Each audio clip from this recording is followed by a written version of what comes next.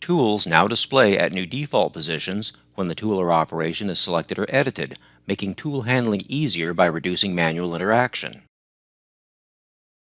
The tool is now displayed at the start point of the toolpath when an operation is selected or edited. This new feature applies to both turning and milling operations.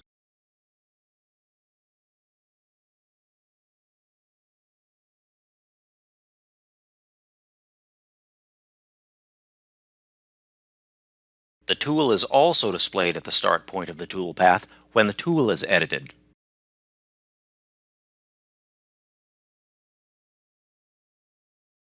When no toolpath is available, the tool is displayed at 10% away from the blank.